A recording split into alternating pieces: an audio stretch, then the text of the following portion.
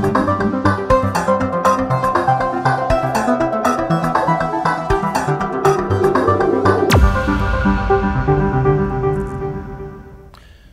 স্বাগত জানাচ্ছি আমাদের নিয়মিত জেলা প্রসঙ্গ অনুষ্ঠানে। আজকে আমরা মূলত কথা বলবো যে বিষয়, সেটি হচ্ছে চাল শনাক্তকরণ।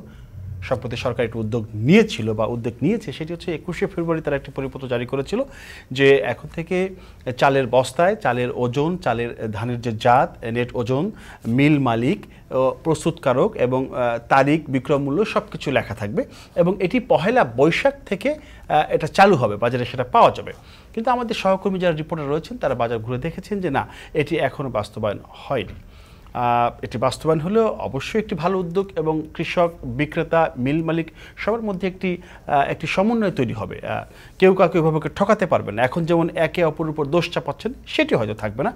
সেসব বিষয় নিয়ে আজকে আমরা মূলত কথা বলতে চাই। গোটা আয়োজন জুড়ে আপনাদের সাথে আছি আমি মুস্তফা কামাল স্বপন এবং স্টুডিওতে আমার সাথে রয়েছেন জাহাঙ্গীর আলম, কৃষি অর্থনীতিবিদ। সেই সঙ্গে আমাদের সাথে রংপুর থেকে যুক্ত হবেন অধ্যক্ষ নজরুল ইসলাম হক্কানি, সভাপতি, জাতীয় কৃষক সমিতি। তিনিও আমাদের সাথে যুক্ত হবেন। আমি শুরুতে আপনার কাছে আসতে চাই, সেটি হচ্ছে যে আমি যেটি বললাম যে সরকার একটি ভালো উদ্যোগ নিয়েছে, যেটা 1 বৈশাখ থেকে চালু হওয়ার কথা ছিল। সেটি হচ্ছে চালের বস্তায় যে মিল মালিক, মিলের যে পরিচয় থাকবে, সেটা কবে প্রস্তুতকারক সেটার তারিখ থাকবে, নেট ওজন থাকবে, বিক্রয় মূল্য থাকবে এবং কোন ধানের জাত সেটিও থাকবে। তো সেই উদ্যোগটা 1 বৈশাখ থেকেই বাস্তবায়ন হওয়ার কথা ছিল, 14 এপ্রিল। সেটি হয়নি। রিপোর্টাররা দেখেছেন, সহকর্মীর বিভিন্ন বাজারে গেছেন, আমরা ঢাকার বাইরেও খোঁজ দিয়েছি, না সেটি হয়নি। ফলে এটা এক ধরনের জটিলতা তৈরি হলো কিনা, এবং যেটা শুরু হওয়ার কথা ছিল 21শে ফেব্রুয়ারি পরিপত্র জারি করেছিল খাদ্য মন্ত্রণালয়, কিন্তু সেটা এখনও চালু হয়নি। এই ভালো উদ্যোগটি চালু হতে আসলে বিলম্ব কেন হচ্ছে, দেরি কেন হচ্ছে, যদি আপনি একটু বা এই উদ্যোগটা কেমন সে বিষয়ে একটু আপনি দেখুন। আমাদের শুধু বাংলাদেশে না, পৃথিবীর প্রায় সব দেশেই যখন কোনো পণ্যের মৌখিকীকরণ করা হয় তখন তার শনাক্তকরণের বিষয়গুলো উল্লেখ থাকে। এবং এটা যদি বস্তা হয় তাহলে বস্তার উপরে, সেটা যদি কৌটা হয় তাহলে কৌটার উপরে, এবং আপনি যেটা বললেন যে এটার জাত, তারপরে এটার উৎপাদনের তারিখ, এটা এবং এর মূল্য, খুচরা মূল্য, এবং কারা এটা উৎপাদন করেছে এবং উৎপাদনের তারিখটা কি। এটা অতি স্বাভাবিক একটা বিষয়। এবং বাংলাদেশেও ওষুধ যদি কিনতে যান তাহলে এই বিষয়গুলো ওষুধের কোটার উপরে কিন্তু লেখা থাকে।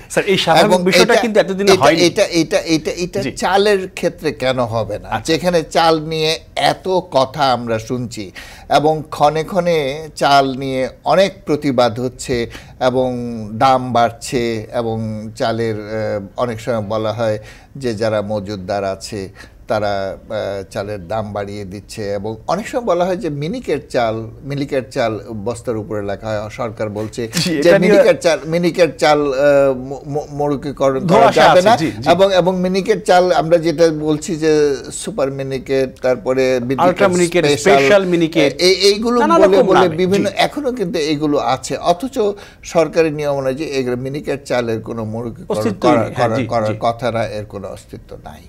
তো এখন যদি আমরা এখানে শনাক্তকরণ যদি থাকে তাহলে সরকারের জন্য সেটা মনিটরিং করা খুব সুবিধা হবে।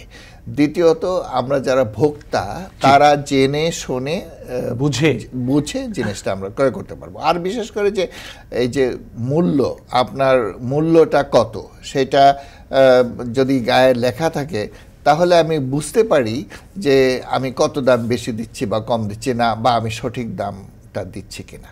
তো এটা সব ভোক্তাদের জন্য সুবিধা এবং বিক্রেতা যারা আছে তাদের জন্য সুবিধা, কারণ এখানে একটা স্বচ্ছতা বজায় থাকে এবং এখানের মধ্যে এই স্বচ্ছতাটা মানে কি, আসলে সব কিছু দৃশ্যমান, এবং এটা ভোক্তাদের জন্য সুবিধা, যারা বিক্রি করবে তাদের জন্য সুবিধা। এখন প্রশ্ন হচ্ছে যে কেন হলো না, এখন পর্যন্ত কেন হলো না? আমিও খবরের কাগজে দেখেছি যে কুষ্টিয়ায় প্রায় 5 শতাধিক মিল আছে, সেখানে একটি মিলের মাত্র একজন এই যে শনাক্তকরণের আদেশ মেনে কাজ করেছে, বাকি অনেকেই করে নাই। তো এটার জন্য হয়তো প্রস্তুতির অভাব আছে। অনেকে মেশিন যে দিয়ে ছাপ দিবে সেই মেশিনের সমস্যার কথা বলছে, আবার অনেকে বলছে যে এটা এখন প্রচুর পরিমাণে ধান বা চাল তাদের কাছে নেই। যখন সামনে বোরো মৌসুম আছে এবং বোরো ধান যখন আসবে হয়তো তখন তারা শনাক্তকরণের এই বিষয়গুলো মেনে বাজারে চাল দিতে পারবে। দেখেন, আমি তো শুরুতে একটু বললাম যে 21শে ফেব্রুয়ারি এটার পরিপত্র জারি করেছিল খাদ্য মন্ত্রণালয় এবং 14 এপ্রিল পহেলা বৈশাখ থেকে এটা কার্যকর করার কথা ছিল। সব মিলিয়ে সময় হচ্ছে 53 দিন, কম সময় না। সরকার যে সময়টা বেঁধে দিয়েছে এটা যথেষ্ট একটা ভালো সময় বেঁধে দিয়েছে এবং এর মধ্যে না এটা হয়তো বা এমন হতে পারে যে অনেকেই যে সেটা মেনে হয়তো কিছু কিছু মৌলিকীকরণ হয়েছে সেভাবে এবং শনাক্তকরণের সবগুলো সিল টিল দেওয়া হয়েছে, কিন্তু এটা হয়তো এখনো বাজারে আসেনি, সেটাও হতে পারে। কিন্তু এর জন্য যে সময় দেওয়া হয়েছে এই সময়ের মধ্যে এটা করে নেওয়া উচিত ছিল ব্যবসায়ীদের। আমার মনে হয় যে আমরা তো অনেক কিছুই করি, চাল নিয়ে অনেক চালবাজির কথা আমরা শুনি এবং এর জন্য আমরা ব্যবসায়ীদের সিন্ডিকেটকে বলি, তাদের কারসাজির কথাও আমরা বলে থাকি। তো এখানেও যে কারসাজি থাকবে না এমন কিছু বলা যায় না। তবে এটা যেহেতু সরকার বলেছে এবং জনগণ সেটাকে গ্রহণ করে নিয়েছে, আপনারা সেটা গ্রহণ করে নিয়েছেন, আমাদের পত্রপত্রিকায় সম্পর্কে নিয়মিতভাবে খবরাখবর বেরোচ্ছে, এটা একটা ভালো উদ্যোগ এবং মানুষকে সচেতন করা হচ্ছে। কাজে এটা তাদেরকে মানতে হবে এবং তারা যত তাড়াতাড়ি মানবে সেটা কনজিউমারের জন্য ভালো এবং সেটা যারা বিক্রেতা, তাদের খুচরা বিক্রেতা বিশেষ করে তাদের জন্য। আসবো আপনার কাছে, আমি একটু যেতে চাই অধ্যক্ষ নজরুল ইসলাম হক্কানী, তিনি আমাদের সাথে রংপুর থেকে যোগ দিবেন। আপনি বললেন যে চাল নিয়ে চালবাজি আমরা শুনছি বহুদিন ধরেই, নানা রকম সিন্ডিকেট অনেক কিছুই হয়, কিন্তু সেটার সুরাহা ঠিক মতো হয় না। দিন শেষে সেই যে ভোক্তা আমি আপনি, আমাদের পকেট থেকে অতিরিক্ত টাকাটা যাচ্ছে। কিন্তু এখন যে উদ্যোগটা নেওয়া হয়েছে এটা মোটামুটি একটা ভালো উদ্যোগ, আমি জেনে বুঝে দেখে শুনেই সেটা নিচ্ছি, কিনতে পারছি। এখন কে কার উপর দোষ চাপাচ্ছে এটা কিন্তু অনেক ক্ষেত্রে এটাকে খুঁজে বের করা যাবে। সেসব বিষয়ে একটু আমি যোগ দিতে চাই। ডক্টর অধ্যক্ষ নজরুল ইসলাম হক্কানী তিনি আমাদের সাথে যুক্ত হয়েছেন।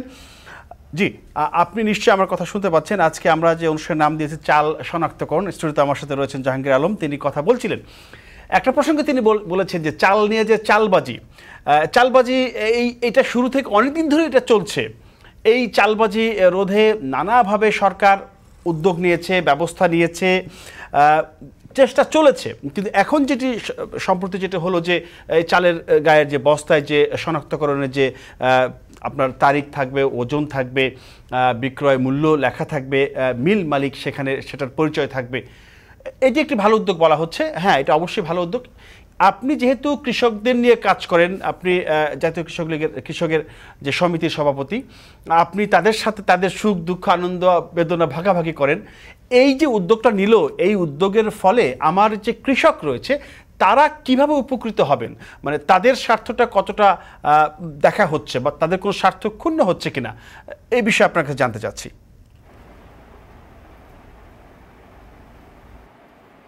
ধন্যবাদ। বৈশাখের শুভেচ্ছা জানাচ্ছি। বৈশাখ মাস চলছে। বৈশাখ মাস তো কৃষকের জীবন এক সময়, আমরা যখন ছোট ছিলাম দাদা দাদির কাছে আমরা থাকতাম, বৈশাখের মেলা জুড়েই যে জীবন ছিল, সাল গণনা ছিল, হিজরি সনের সঙ্গে এই সৌর সন মিলিয়ে যে বাংলা পঞ্জিকা হইতো, সেই পঞ্জিকার ভিত্তিতে চাষাবাদ হইতো। কৃষি হলো কৃষ্টি, চাষাবাদ হইতো, লাঙ্গল কর্ষণ হতো, কৃষ্টি হচ্ছে। কৃষকরা কিন্তু এই নক্ষত্রের মাস ধরে বৈশাখ জ্যৈষ্ঠ আষাঢ় শ্রাবণ তারা কৃষিকাজে যুক্ত থাকতেন। আমাদের কৃষি ছিল গ্রাম ভিত্তিক, সেই কৃষি কিন্তু আর নাই। সেই কৃষিতে কিন্তু কৃষকের কোনো ধরনের কর্তৃত্ব নাই, বাজারেও কিন্তু কৃষকের কোনো কর্তৃত্ব নাই। কৃষি এখন বাণিজ্যিক কৃষি। তো বাণিজ্যিক কৃষির সুবাদে আজকে কিন্তু যে চাল প্যাকেটজাত হচ্ছে সেটা কিন্তু গ্রামের বাজারেও কিন্তু চলে যাচ্ছে। যে কৃষক উৎপাদক পরবর্তীতে কৃষক কিন্তু ভোক্তা হয়ে যাচ্ছে, অনেক সময় ভোক্তা হয়ে যাচ্ছে। আমাদের কৃষিতে যে উৎপাদন পদ্ধতিটা হচ্ছে, তার টাইপটা হচ্ছে, তার বৈচিত্র্যটা হচ্ছে কৃষিতে ধানের উৎপাদন কিন্তু বেড়ে গেছে। এখানে হাইব্রিড আসছে, ইনব্রিড আসছে, নানা জাতের ধান হয়েছে। তা আজকে উৎপাদন বাড়ছে, কিন্তু উৎপাদনের পরে এই উৎপাদন যারা করতেছে মালিক চাষি কিন্তু উৎপাদনে নাই, যারা জমির মালিক বড় ধনী কৃষক মাঝারি কৃষক তারা ব্যয়বহুল দেখে এই জমিটা তারা আগে বর্গা দিত, এখন বর্গা বাদ দিয়ে এখন কন্ট্রাক্ট দিয়ে তারা মানে অকৃষিতে চলে যাচ্ছে, অন্যান্য ব্যবসা বাণিজ্যে চলে যাচ্ছে। এবং কৃষিটা কাজ করতেছে কিন্তু একদম প্রান্তিক চাষি, বর্গা চাষি, মানে একদম গরিব চাষি যারা চাষ করতেছে তারা এই কৃষিটা চাষ করতে কিন্তু লোন দফা করে চাষ করতেছে। আচ্ছা, এখন চাষ করতেছে, তো এই চাষের মধ্যে দিয়ে যে জি জি আপনার কাছে আসবো। চাষের মধ্য দিয়ে যে এখন জি জি আপনার কাছে আমি আসবো নজরুল ইসলাম হক্কানী। আমি আরও প্রশ্ন আছে আপনার কাছে, আমি আরও অনেক কিছু জানার আছে, আসবো আপনার কাছে। আমি আবার একটু যেতে চাই জাহাঙ্গীর আলম আপনার কাছে, যেটা বলছিলেন নজরুল ইসলাম হক্কানী যে কৃষি এখন বাণিজ্যিক কৃষি, কৃষকের কোনো কর্তৃত্ব আসলে বাজারে নেই, মানে যদি এই বিষয়ে একটু আমাদের পরিষ্কার করেন। দেখুন, বাণিজ্যিক কৃষি হলে কৃষকের কর্তৃত্ব থাকবে না এমন কথা না, কিন্তু আমাদের দেশের যে পরিবেশ তাতে করে এখন কর্তৃত্বটা ব্যবসায়ীদের হাতে চলে গেছে, বাজার নিয়ন্ত্রণ করছে ব্যবসায়ীরা, এবং কৃষকের কাছ থেকে যে চাল ধান আছে সেটা মানে উৎপাদনের শুরুতেই কিনে নেয় এবং সেটা মজুদ থাকে, এক থাকে আমাদের ব্যবসায়ী যারা আছে তাদের কাছে, চাতালের মালিকের কাছে, আর সরকার 15 থেকে 20 লাখ টন চাল এবং গম তারা সংগ্রহ করে, কাজে তাদের কাছে কিছু মজুদ থাকে। এখন কথা হলো যে সরকার যেহেতু ইফেক্টিভলি মার্কেটে হস্তক্ষেপ করতে পারে না, সুতরাং এটা ব্যবসায়ীদের হাতেই মার্কেটটা পরিচালিত হচ্ছে এবং তারা এই ক্ষেত্রে বাজারটাকে নিয়ন্ত্রণ করছে এবং বাজারে যে প্রতিযোগিতা আছে প্রতিযোগিতা না করে মূল্য বৃদ্ধির ক্ষেত্রে তারা সহযোগিতা করছে। কাজেই এমন একটা পরিস্থিতিতে কৃষকের যে একটা বড় ধরনের ভূমিকা মার্কেটে সেটা নেই, এটা সঠিকই উনি বলেছেন। কিন্তু যখন আমাদের উৎপাদন বাড়ে এবং প্রযুক্তি যখন ধারণ হয় তখন স্বাভাবিকভাবেই বাণিজ্যিক কৃষির দিকে যায়, এবং বাণিজ্যিক কৃষির দিকে গেলেও তখন যে আমাদের কৃষকের হাতছাড়া হয়ে যাবে বাজার এবং নিয়ন্ত্রণের অবস্থাটা কৃষকের কাছে থাকবে না, এটা কিন্তু ঠিক না। এটা হওয়া উচিত কৃষকের, কিন্তু যেভাবে বাজারটা নিয়ন্ত্রণ হচ্ছে এবং সরকারিভাবে আমাদের বাজারে যে হস্তক্ষেপ প্রক্রিয়া সেইটা আসলে তার অনুকূলে না। আরেকটি জিনিস হলো যে দেখেন, আমরা যখন সরকারিভাবে যখন চাল কেনা হয়, সরকার কোথার থেকে কেনে? এটা তো চাতালের মালিক এবং ব্যবসায়ী যারা আছে তাদের কাছ থেকে কিনে এবং তারাই লাভবান হয়।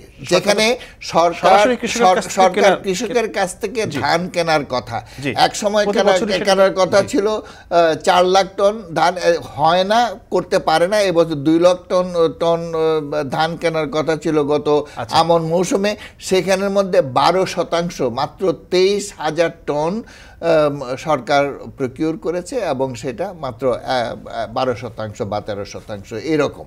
তো কাজেই কৃষক যে বেনিফিট পাবে এবং কৃষকের কাছে যে গুরুত্ব এটা আসলে নাই। কাজে আমরা যদি এখন এটা মনে করি যে যেখানে আমরা 12-13 লাখ টন চাল সংগ্রহ করি, এই যে সামনে যেটা আমাদের বড় মৌসুম আসতেছে সেখানে যদি আমরা চাল না সংগ্রহ করে যদি ধান সংগ্রহ করি, তাহলে কৃষক তো উৎপাদনের পরপরই ধানটা বিক্রি করে দিতে চায়। তাহলে ওখান থেকে যদি কৃষককে আমি যদি নিয়ে আসি, ধান নিয়ে আসি এবং চাতাল এবং অন্যান্যদেরকে দিয়ে যদি আমরা সেটা ধান ভাঙিয়ে যদি সরকারি গোদামে রাখি, সেটা সবচেয়ে গুরুত্বপূর্ণ এবং সবচেয়ে যৌক্তিক বিষয়। তা আমরা সেইভাবে যদি নীতিটাকে প্রণয়ন করতে পারি এবং কার্যকর করতে পারি, তাহলে কৃষকের গুরুত্ব থাকবে এবং বাজার যে কৃষকের হাত হাতছাড়া হয়ে যাবে বা সরকারও সেখানে হস্তক্ষেপ, আমরা সরকারকে অনেক কথাই বলতে দেখি কিন্তু সেটা কার্যকর হয় না। তো কার্যকর না হওয়ার প্রধান কারণ হলো যে এটা আসলে ব্যবসায়ী, চাতালের মালিক, তাদের হাতে বাজারটা চলে গেছে এবং তারা বাজারটাকে নিয়ন্ত্রণ করছে। দেখেন, আমরা একটা বিরতি নিব, বিরতির আগে একটা প্রশ্ন রেখে যাই, সেটি হচ্ছে যে সবসময় একজনের দোষ আরেকজনের উপর চাপানো হয়। এইখানে যেটা আছে যে বিক্রেতারা বলছেন যে তারা মিল মালিকদের কাছ থেকে ওই যে সিল মারার যে বস্তা সেটা তারা পাননি, ফলে তারা ওইভাবে বিক্রি করতে পারছেন না। আবার মিল মালিকরা বলছেন যে কিছু জটিলতা রয়েছে, কিছু সময় তাদের দরকার, আরও 1 মাসের সময় তারা চাচ্ছেন, ফলে এখন তারা আর দিতে পারছেন না। মানে একজনের উপর আরেকজন দোষ দিচ্ছেন, এক্সকিউজ খুঁজছেন। সো এটা নিয়ে একটু বলবেন। সেই সঙ্গে একটু বলে রাখি যে যদি সরকারের এই নির্দেশনা তারা ব্যত্যয় ঘটে, না মানেন, সেক্ষেত্রে 5 বছরের সর্বোচ্চ 5 বছরের কারাদণ্ডের কথা বলা হয়েছে এবং 15 লক্ষ টাকা জরিমানার কথা বলা হয়েছে। এছাড়াও উভয় দণ্ডে দণ্ডিত হবেন যদি এই নির্দেশনা তারা না মানেন। এ বিষয় নিয়ে আপনি বলবেন বিরতির পরে। নিশ্চয়ই। দর্শক, একটা বিরতি নিচ্ছি, ফিরছি শীঘ্রই, সাথে থাকুন, আশা করি কোথাও যাবেন না।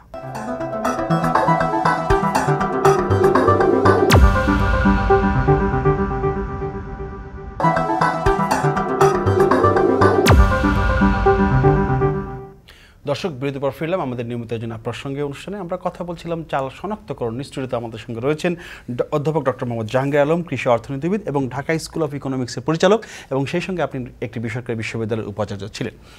তো আপনার কাছে যেটা আমি জানতে চেয়েছিলাম বিরতির আগে, যে বিক্রেতারা বলছেন যে মিল মালিকদের কাছ থেকে তারা ওই সিল মারা ওই বস্তা তারা পাচ্ছেন না। আবার মিল মালিকরা বলছেন তাদের কিছু সমস্যা, কিছু জটিলতা রয়েছে, তারা আরও সময় চেয়েছেন, অন্তত 1 মাস তারা সময় চেয়েছেন। ফলে হয় কি যে সেই পুরনো সংস্কৃতি, এর উপর ও দোষ চাপাবে, সে কিছু এক্সকিউজ দেখাবে। এই উদ্যোগটা যেহেতু ভালো একটি উদ্যোগ, এই যে সময় ক্ষেপণের যে একটা প্রক্রিয়া চলছে, সেইখান থেকে তো বেরিয়ে আসতে হবে। এজন্য নির্দেশনা না মানলে সরকারের জরিমানার কথা বলা হয়েছে, যেটা আমি বলতে চেয়েছিলাম যে 5 বছরের সর্বোচ্চ কারাদণ্ড এবং 15 লাখ টাকা জরিমানা অথবা উভয় দণ্ডে দণ্ডিত হবেন। সত্যি কথা কি, জরিমানা বা এই যে শাস্তি দিয়ে কি এইগুলো কি ঠিক নিয়ন্ত্রণ করা যায়? এরকম আমরা দেখেছি যে অনেক জরিমানা, অনেক কিছু থাকে, কিন্তু শেষ পর্যন্ত আসলে এটা বাস্তবায়ন করা কঠিন হয়ে যায়। আমরা যদি নির্দেশনা মানাতে চাই ব্যবসায়ীদেরকে, তো আমরা একটা নির্ধারিত সময় করে দিতে পারি, কিন্তু তার মধ্যে যদি না করে তখন শাস্তির ব্যবস্থা করতে হবে। শাস্তির বিধান সেই জন্যই রাখা হয়েছে। তবে প্রথমেই যে শাস্তি এটা কার্যকর করতে হবে এমন না, কারণ পয়লা বৈশাখ তো খুব বেশি দিন যায়নি, মাত্র 2 দিন হলো। তো ইতিমধ্যেই হয়তো অনেকে প্রস্তুতি নিয়ে সম্পন্ন করতে পারে নাই এবং হয়তো অল্প দিনের মধ্যেই তারা করবে। আর যদি যাদের কাছে চাল নাই, এখন শনাক্তকরণ বা মৌলিকীকরণের মতো চাল নাই, বাজারে দেওয়ার মতো, এই সময়ে চাল একটু কমে যায়। এই সময়ে ময়ালে চাল, ধান এগুলো পাওয়া যায় না এবং সেই কারণে প্রচুর পরিমাণে মৌলিকীকরণের দরকারও হয় না। কাজে বাজারে আরও হয়তো 1 মাস পরে আমার বোরো ধান উঠবে এবং বোরো ধান চাল করা হবে এবং সেটা প্রচুর পরিমাণে বাজারে আসবে।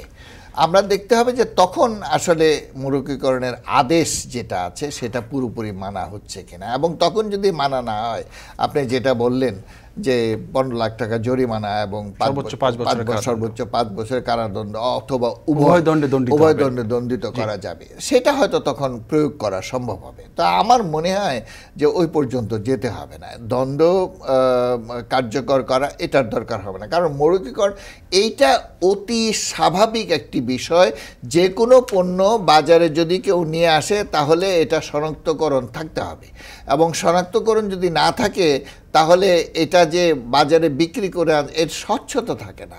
এবং আমি আপনাকে যেটা বলছি যে এই স্বচ্ছতাটা এবং এদের যে এই মান, পণ্যের মানটা কি, এর দামটা কি, এটা দৃশ্যমান হয় না। এবং সরকার এটা করার জন্যই, সাধারণ ক্রেতাদের সামনে এটা দৃশ্যমান করার জন্য, এবং তারা যাতে প্রতারিত না হয়, দেখে শুনে তাদের পছন্দ মতো জিনিস ক্রয় করতে পারে, সেটার জন্য এই মৌলিকীকরণ এবং আমাদের যে শনাক্তকরণের ফলে কি কোনো একটি পক্ষ কি তারা কি মনে করছে যে আমরা আমাদের লোকসান হবে, বা আমরা অতি মুনাফা যেটা করতাম সেটা হয়তো করতে পারবো? যারা চালবাজি করে যারা অভ্যস্ত, যারা এখনো প্রতারণা করতে চায়, এবং চায় যে আমরা ভোক্তারা, সাধারণ ভোক্তারা প্রতারিত হই এবং বেশি করে আমরা দাম দিয়ে চাল কিনি, এটা যারা এখনো ভাবে তারা হয়তো এই নিয়ে হয়তো দ্বিধাদ্বন্দ্বে আছে এবং কিভাবে এইটাকে মানা না যাবে সেটার হয়তো প্রচেষ্টা চালাবে। কিন্তু এটা আমি মনে করি যে এটাতে তারা সফল হবে না, এবং সেটা যদি করতে চায় তাহলে ওই উভয় দ্বন্দ্বে দণ্ডিত হবে, এই বিধানটা কার্যকর হবে। আসবে আপনার কাছে, আমি যেতে চাই অধ্যক্ষ নজরুল ইসলাম হক্কানী আপনার কাছে। আপনি শুনছিলেন যে আমাদের আলোচনা, আপনার কাছে আপনি শুরুতেই কৃষক, কৃষি, বৈশাখ উৎসব এসব নিয়ে বললেন। একটা বিষয় আপনার কাছে জানতে চাচ্ছি, সেটি হচ্ছে যে এই যে কৃষকের উৎসব বৈশাখ উৎসব, এটা আসলে গ্রামীণ উৎসব এবং কৃষকের উৎসবে ছিল, সেই উৎসবটা কি এখন উচ্চবিত্তর কাছে চলে গেল কিনা, মানে উচ্চবিত্ত এই বৈশাখটাকে কি ছিনতাই করলো কিনা? যদি সেটা হয়ে থাকে তাহলে এই গ্রামীণ উৎসবকে আবার কৃষকের কাছে ফিরিয়ে নেওয়ার জন্য আপনার উত্তরাঞ্চলের কৃষককে নিয়ে আপনি কি করছেন? কোনো উদ্যোগ নিচ্ছেন কিনা বা কি করতে চাচ্ছেন? মানে বৈশাখ তো আমাদের যে ফসল বুনন, বীজ বুনন, শোনা যাচ্ছে, ফসল বুনন সব কিন্তু বাংলা মাস দিয়ে হতো। আচ্ছা, মানুষকে, গ্রামের মানুষ কিন্তু বাংলা মাস দিয়েই করেন। এখন কথা হলো সেই যে কারেন্ট চলে গেল, হ্যাঁ, তা বা কারেন্ট চলে, যাই হোক, তো এখন সেই উৎসবটা এখন কৃষি যে মেলাগুলোতে কিন্তু কি আসতো আয়োজনে, কৃষি পণ্য আসতো, কৃষি নাঙল আসতো, কৃষি উপকরণ আসতো, কৃষিভিত্তিক যে আপনার মৃৎশিল্প আসতো, এবং কৃষির সঙ্গে যুক্ত গ্রামীণ অর্থনীতির সঙ্গে যুক্ত কুটির শিল্পের পণ্য আসতো, সেই মেলায় আসতো। সেই জায়গায় আমি যেটা বলেছি যে এখন আমরা চাই না চাই, এখন কিন্তু কর্পোরেট পুঁজি এখানে আধিপত্য করতেছে। এখন বৈশাখটাও কিন্তু দেখা যাচ্ছে গ্রামীণ সমাজের জারি সারি, তার লাঠি খেলা, নৌকাবাজ, তার গ্রামীণ সমাজের যে জায়গাটা সেটা ধীরে ধীরে নগরায়ন হয়ে যাচ্ছে। যেটা ওই স্যার বললেন, মানে আপনার সরকার যেটা বলছেন যে বস্তার মধ্যে কোন জাতের ধান থাকবে, চাল থাকবে, সেটা তারা ঠিক করবে। কিন্তু আমরা দেখতেছি এই বৈশাখ মাসে কিন্তু আমরা গ্রামে গেলে আমরা গ্রামের মানুষ চেনে চালটা, কিন্তু তারাই এখন বলতেছে যে চালটা যেটা আসতেছে, আমরা যেটা জাতের ধান করলাম উৎপাদন, সেই ধানটাকে এরা মিডিকের নাম দিয়ে, এরা নানা জাতের নাম দিয়ে মডিফাইড করে তারা এটা যেটা খাওয়াচ্ছে, গ্রামের লোক বলতেছে এগুলো আমরা বিষ খাচ্ছি। তাহলে আজকে সরকার যে উদ্যোগটা নিছে যে চাউলের বস্তার মধ্যে এটা ঠিক করে দিতে হবে কোন জাতের ধান, মানে কি এটা বিক্রির যে জায়গা, মূল্য কত, জাতটা উল্লেখ করে দিয়ে ভোক্তারও সুবিধা হবে। কিন্তু আজকে কিন্তু আমরা সব বিষ খাচ্ছি। তো বিষ খাচ্ছি, তাহলে আজকে বাণিজ্যিক কৃষি থাকা ভালো, কৃষক যাতে লাভ হয়। কিন্তু কৃষক উৎপাদক শ্রেণী যখন, আমাদের চাল কত উৎপাদন হয়, দুই আমন এবং বোরো মিলে কত উৎপাদন হয়, খাদ্য মন্ত্রণালয়, কৃষি মন্ত্রণালয় এবং পরিসংখ্যান মন্ত্রণালয়ের মধ্যে হিসাবের তারতম্য আছে। আর আমরা দেখতেছি আমাদের কৃষিতে আমাদের সাদা বিপ্লব ঘটেছে, মানে ফসলে আপনার ডিমে ঘটতেছে, এটাকে সাদা বিপ্লব বলি। সবুজ বিপ্লব হলো ফসলে, রূপালী বিপ্লব মাছে ঘটছে, সব বিপ্লব ঘটছে এটা প্রযুক্তির বিকাশের কারণে ঘটছে। কিন্তু আজকে এই জায়গাটায় আমরা দেখছি যে আজকে একটা সিন্ডিকেট হচ্ছে। আজকে ধান চাউল কিনতেছে কৃষক, কিন্তু ওই 2 লক্ষ মেট্রিক টন টার্গেট করিয়া ধান কিনবে সরকার, এটা কৃষক কিন্তু কোনো কালেই সরকারের কাছে বিক্রি করতে পারবে না।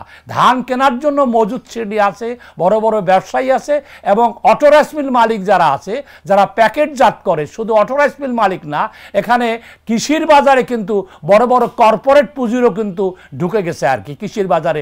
যাদের ধান চালের ব্যবসা নাই তারাও কিন্তু বড় বড় ডিপার্টমেন্টাল স্টোরে কিন্তু তাদের নাম দিয়ে নানা প্যাকেটজাত করতেছে। সরকার আজকে এই যে ভূমিকা রাখলো, এটা তো পজিটিভ ভূমিকা, যে আপনার এটা আমরা এটা শনাক্ত করতে পারবো। তাহলে আজকে দেখা যাচ্ছে এরা ওই স্বর্ণা জাতের ধানটা, মোটা চালটাকে এরা কেটে এটা মিনিকেট বানাচ্ছে, নাজির চাল বানাচ্ছে, নানা জাতের চাল তৈরি করতেছে এবং এখানে কেমিক্যাল মিক্সড করতেছে।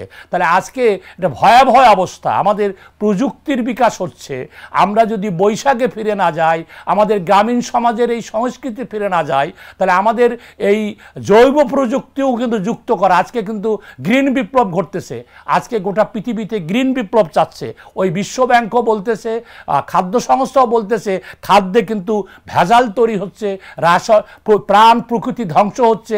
আজকে আপনার জেনেটিক্যালি মডিফাইড প্রযুক্তি আসতেছে, টার্মিনেটর টেকনোলজি আসতেছে, আপনার এখানে নানা ভেজাল, মানে মানে মানে আপনার এই যে কীটনাশক ঔষধে এবং এখানে বীজের মধ্যে এখানে মানতেস্ত কোম্পানি এবং এই দু একটা কোম্পানি, একটা কর্পোরেট কোম্পানি আধিপত্য করতেছে।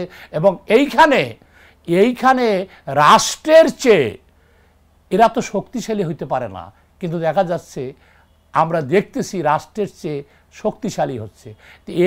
এই জায়গায় সরকার যে আইনটা করছে, মজুদ বিরোধীও আইন আছে, যে কতজন চাল মজুদ করে কিনতে পারবেন, ধান কিনতে পারবেন, তারও আইন আছে, সেও আইন আছে, কিন্তু সেই আইনগুলো কার্যকরী করা হচ্ছে না। সরকার যদি উদ্যোগ নেয়, সরকার যদি দৃঢ় হয়, তাহলে এই আইনগুলো কার্যকরী হবে। তা না হলে আমরা কিন্তু ভোক্তা যারা, কৃষক যারা, তারা যেমন প্রতারিত হচ্ছে এবং উৎপাদন কিন্তু বাড়তেছে।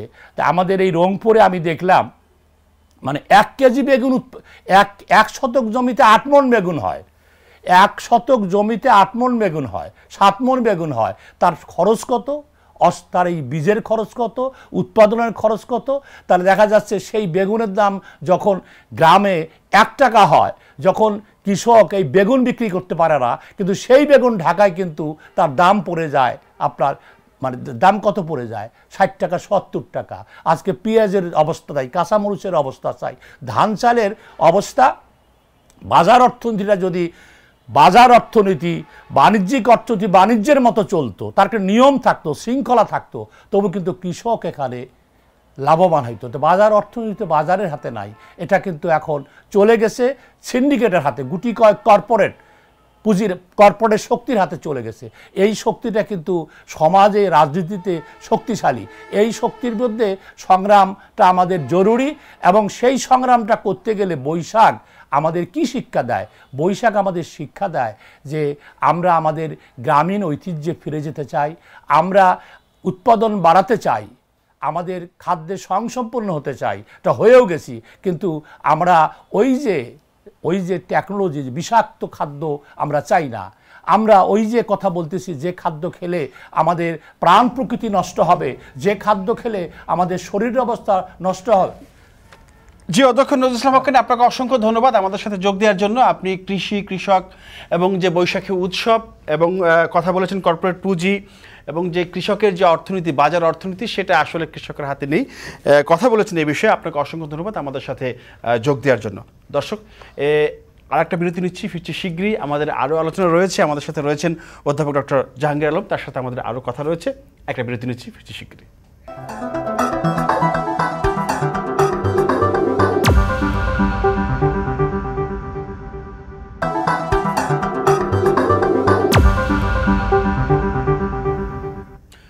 দর্শক, বিরতির পর আবার ফিল্ম আমাদের নিয়মিত প্রসঙ্গ অনুষ্ঠান। আমরা কথা বলছিলাম চাল শনাক্তকরণ ইনস্টিটিউটে রয়েছেন অধ্যাপক ডক্টর জাহাঙ্গীর আলম। ডক্টর জাহাঙ্গীর আলম, আপনি শুনছিলেন যে অধ্যক্ষ নজরুল ইসলাম হক্কানি বলছিলেন যে গ্রামীণ অর্থনীতির কথা, বৈশাখটা যে উৎসব, সেই বৈশাখটা এখন আর কৃষকের কাছে নেই। আমি তাকে জানতে চেয়েছিলাম, তিনি বলেছেন যে কর্পোরেট পুঁজি এবং গ্রামীণ যে অর্থনীতি, সেই অর্থনীতিকে নিয়ন্ত্রণ করে এক ধরনের সিন্ডিকেট, যেই সিন্ডিকেটের কাছে দেশের সর্বোচ্চ যে রাষ্ট্র ব্যবস্থা, সেটা মাঝে মাঝে অসহায় হয়ে পড়ে। তবে এই যে চালের বস্তায় যে শনাক্তকরণের যে বিষয়টা, সেটা কিন্তু সাধুবাদ জানিয়েছেন। তো আপনি বৈশাখের যে উৎসব, সে বিষয়ে আপনি বলতে চাচ্ছিলেন যদি একটু দেখুন, বৈশাখের উৎসবটা এটা অনাদিকাল ধরেই চলে আসছে, এবং এটার দুটো বিষয় আছে। একটা হলো যে আমাদের গ্রামীণ সংস্কৃতি, আর একটা হলো যে এইসবের কিন্তু হালখাতা করা হয়, উদ্বোধন করা হয়, এবং এই সময় গত বছরের যা পাওনা দেওয়াটা সেটা দেওয়া হয়, এবং নতুন বছরের শুরু হয়, কেনাবেচার সময় হয়, এবং খাতাটাকে রিনিউ করা হয়। আচ্ছা, তা এই যে পদ্ধতিটা, এইটা এখন অনেকটাই গ্রামে কমে গেছে। যে বাকি থাকে, অনেক টাকা পয়সা বাকি থাকে, এবং এই বলে এটাকে বৈশাখ পয়লা বৈশাখে প্রচুর মিষ্টি টিষ্টি নিয়ে একটা অনুষ্ঠান করা হয়, সবাই আসে, আপ্যায়ন করা হয়। এগুলো অনেকটা আমরা ছোটবেলায় এগুলো দেখেছি, আমরা গিয়েছি অনুষ্ঠানে, কিন্তু এগুলো অনেকটাই কমে গেছে। আরেকটি জিনিস হলো যে নগরায়নের কথা উনি বলেছেন।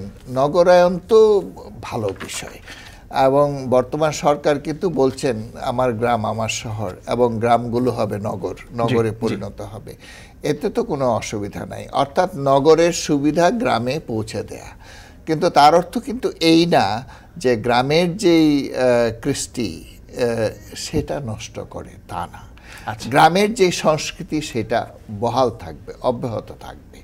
তো যেহেতু গ্রামের মানুষ এখন অনেক বেশি সংকটের মুখোমুখি, এবং কৃষক উৎপাদন করছে প্রচুর, কিন্তু সেই উৎপাদনে যে ধরনের লাভ তারা আশা করে সেটা তারা পায় না, এবং ক্রমেই তাদের জীবনটা কষ্টের হয়ে যাচ্ছে। এবং এমন একটি সময়ে বৈশাখের যে আনন্দ সেটা তারা এখন আগে 20-30 বছর আগে যেরকম আনন্দ ছিল তেমন আনন্দ এখন আর নাই। আরেকটি জিনিস হলো যে শহরে যে চলে এসছে এটাও সত্য। শহরের মানুষ যত বেশি পয়লা বৈশাখ নিয়ে অনুষ্ঠানাদি করে এবং পিঠা পান্তা এইসবের আয়োজন করে, সেটা এখন গ্রামে খুব আরেকটা হয় না। আরেকটি বিষয় সেটা না হওয়ার যে গ্রামে গ্রামে যে মেলাগুলো ছিল সেই মেলাগুলো এখন আর হয় না। এবং এই যে লাঠি খেলা, পয়লা বৈশাখের লাঠি খেলা, তারপরে সেখানে যে যাত্রা গান, তারপরে সার্কাস, এগুলো এখন আর কিন্তু নাই, দেখা যায় না পয়লা বৈশাখে, এগুলো খুবই কম। আমি নিজে মেলায় গিয়ে এটা কমই। কাজে এই ক্ষেত্রে এটা এই না যে গ্রামের মানুষ এগুলো ভুলে যাচ্ছে, তা না। মানুষের যে সংকট, চারদিকে এত বেশি সংকট আছে যে এই ধরনের আনন্দের ক্ষেত্রে সবাই পার্টিসিপেট করতে পারে। মানুষকে এখন অনেক বেশি ব্যস্ত হয়ে যাচ্ছে। কিন্তু ব্যস্ত হয়ে যাওয়ার অর্থ এই যে তারা প্রচুর আয় করছে, তারা অনেক সুখে শান্তিতে আছে, সেটা না।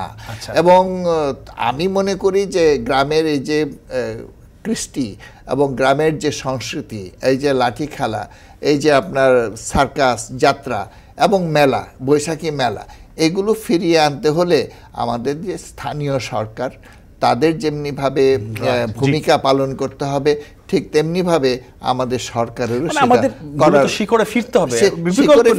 গ্রামের মানুষের যে আনন্দের যেটুকু জায়গা, সেটুকুকে আমাদেরকে ফিরিয়ে দিতে হবে। তাই এখন এই ক্ষেত্রে উনি আরেকটি কথা বলেছেন যে আমরা প্রচুর উৎপাদন করছি, কিন্তু উৎপাদনের ক্ষেত্রে আমাদের যে পরিসংখ্যান দেওয়া হয়, এই পরিসংখ্যানের সঙ্গে অনেক সময় উনি সন্দেহ প্রকাশ করছে। ইনফ্যাক্ট এটা আমরাও সন্দেহ প্রকাশ করি। এবং পরিসংখ্যান যেমন আমাদের বিবিএস যেই পরিসংখ্যান দেয় উৎপাদনের, চালের উৎপাদনের, ধানের উৎপাদনের, গমের উৎপাদনের বা ভুট্টার উৎপাদনের যে পরিসংখ্যান দেয়, আমাদের যে অর্থনৈতিক সমীক্ষা, যেটা অর্থ মন্ত্রণালয় থেকে বের হয় প্রতি বছর, এবং বাজেট অধিবেশনে যেটা পেশ করা হয়, সেটার যে তথ্য, এর মধ্যে কিন্তু মিল নাই। আপনাকে আমি উদাহরণ দিতে পারি যে আমাদের যে খাদ্যের উৎপাদন, যেটা চাল 3,81,00,000 টন, সেটা বিবিএস এর ছিল যে গত 2022-23, কিন্তু সেখানে 4,15,00,000 টন, সেটা আমাদের এই যে সমীক্ষা, অর্থনৈতিক সমীক্ষা, সেখানে বলা আছে। সরকারের তো দুটোই সরকারের প্রকাশনা। তাহলে এই যেমন ভুট্টার উৎপাদনে আপনার 42,61,000 টন, এটা বলছে আপনার বিবিএস, কিন্তু যে সমীক্ষা, সেই সমীক্ষাকে বলা হচ্ছে 57,68,000। এটা বিরাট ফারাক। এই ফারাকটা কেন হয়? এটা হলো যে আমাদের যারা উৎপাদনকারী যে প্রতিষ্ঠানগুলো এবং উৎপাদনকারী মন্ত্রণালয়, তারা যে স্ট্যাটিস্টিক্স দেয়, বিবিএস এর সঙ্গে যে স্ট্যাটিস্টিক্স আমরা পাই, সেগুলোর সঙ্গে মিলে না, এগুলো একমত না। কারণ যারা উৎপাদন করে তারা বেশি স্ট্যাটিস্টিক্স, তারা ওই স্ট্যাটিস্টিক্সটা অনেকটা বাড়িয়ে বলে এবং পরে দেখা যায় যে যখন নিরপেক্ষভাবে সেটা দেখা হয় তখন এটা।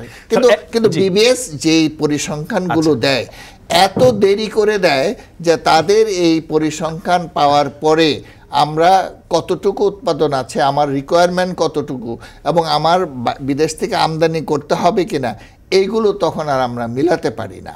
এবং যখন তারা এই পরিসংখ্যানটা দেয় তখন এটা শুধু এই আমাদের শেলফে রেখে দেয়া, বইগুলো শেলফে রেখে দেয়া ছাড়া এগুলোর খুব একটা কার্যকরী কোনো ভূমিকা থাকে না। আমার উচিত হলো যে আমরা যে পরিসংখ্যানটা সর্বসম্মত পরিসংখ্যান সেটা বিবিএস থেকেই আমরা আশা করি এবং এটা উৎপাদন মৌসুম শুরু হওয়ার পরই তারা একটা খুব তাড়াতাড়ি করে একটা পরিসংখ্যান দিয়ে দিবে যে সম্ভাব্য উৎপাদন এই, এবং 1 মাস 2 মাসের মধ্যে তারা এটাকে নিশ্চিত করবে যে এইটা। তো এইটা সাধারণত হচ্ছে না এবং এর জন্য আমাদের পলিসি মেকার থেকে শুরু করে আমাদের আমাদের আমদানিকারক যারা রপ্তানি করে এবং আমরা যারা কনজিউমার এবং বাজার যারা নিয়ন্ত্রণ করে এবং হস্তক্ষেপ করে সবার জন্যই অসুবিধা হচ্ছে।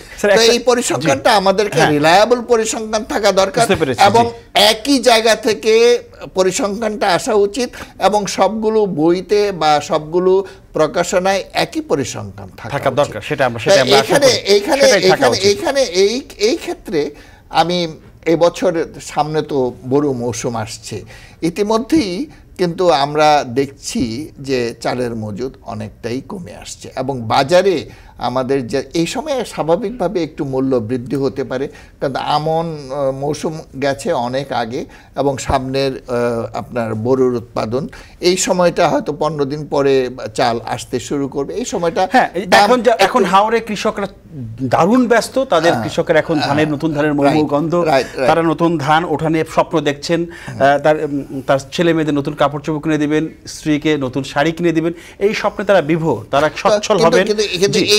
এই সময়ে আমদানির কথা যেটা আমরা সব সময় বলে আসছি যে এখন চালের এই বছর গত মৌসুমে চাল উৎপাদন ভালো হয়েছে এবং সামনে যে আউটলুক আমাদের বোরোর উৎপাদনের যে আউটলুক এটা বেশ ভালো।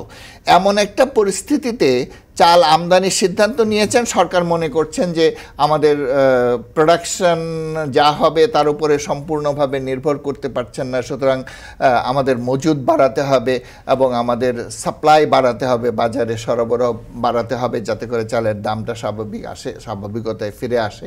তো এইটা যদি করতে হয় তাহলে যাদেরকে আমরা দোষছি এই মূল্য বৃদ্ধির জন্য, যাদেরকে আমরা দোষারোপ করছি আমাদের ব্যবসায়ী এবং তাদের সিন্ডিকেট, তাদের কারসাজি, তাদেরকে আবার আমরা চাল আমদানির কথা বলছি যখন চাল আমদানির যথেষ্ট কোনো যুক্তিও নাই। তো চাল আমদানি যদি করতে হয় তাহলে সরকার নিজেই করতে পারে। চাল তো সরকার গত 2 সিজনে একদমই চাল আমদানি করে নাই। তো এখন যদি চাল আমদানি করতে হয় তো সরকারিভাবে চাল আমদানি করবে, তাদের গোদামে থাকবে এবং তারা হস্তক্ষেপ করতে পারবে। ব্যবসায়ীরা যখন আসলে কারসাজি করছে তখন চালের বাজারে উপযুক্ত হস্তক্ষেপ করা সম্ভব হচ্ছে না বলেই বাজারটা নাগালের বাইরে চলে যাচ্ছে। তখনই চাল নিয়ে চালবাজি বন্ধ করা সম্ভব। বিরতির পরে এসে আরো একটু কথা বলবো এসব বিষয় নিয়ে, আসছে আপনার কাছে। দর্শকের পর্যায়ে নিচ্ছে একটি বিরতি, ফিরছে শীঘ্রই, আশা করি সাথেই থাকবেন।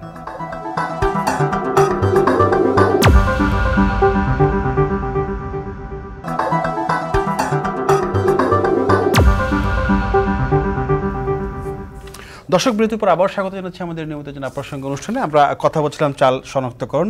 অধ্যাপক ডক্টর জাহাঙ্গীর আলম আমাদের সাথে রয়েছেন। তিনি ঢাকা স্কুল অব ইকোনমিক্সের পরিচালক এবং একটি বেসরকারি বিশ্ববিদ্যালয়ের অধ্যাপনা উপাচার্য তিনি ছিলেন। আপনাকে স্যার আবার প্রশ্ন করতে চাই, সেটি হচ্ছে যে এই যে মৌখিকরণের কথা, চালের শনাক্তকরণের কথা আসলো, আমাদের সহকর্মী রিপোর্টাররা বাজার ঘুরে দেখেছেন এবং তারা ঢাকার বাইরে এবং ঢাকায় জানিয়েছেন যে আসলে অনেক ব্যবসায়ী জানেন না এই জিনিসটা যে এইটা করা হচ্ছে। তো এইটা কি আরও একটু বোঝানো দরকার ছিল কিনা? যদি জানানো বোঝানো দরকার মনে না করেন তাহলে কি সেই কাগজে কলমে কি এই সিদ্ধান্ত থেকে যাবে কিনা, যদিও একটা ভালো সিদ্ধান্ত। সেই সাথে একটু এই প্রশ্নটা অ্যাড করতে চাই যে আমরা এর আগে দেখেছিলাম যে 29টি পণ্যের যৌক্তিক দাম ঠিক করে দিয়েছিলেন যে এই দামে বিক্রি হবে, কিন্তু সেটা কিন্তু খুব বেশি ফলপ্রসূ হয়নি।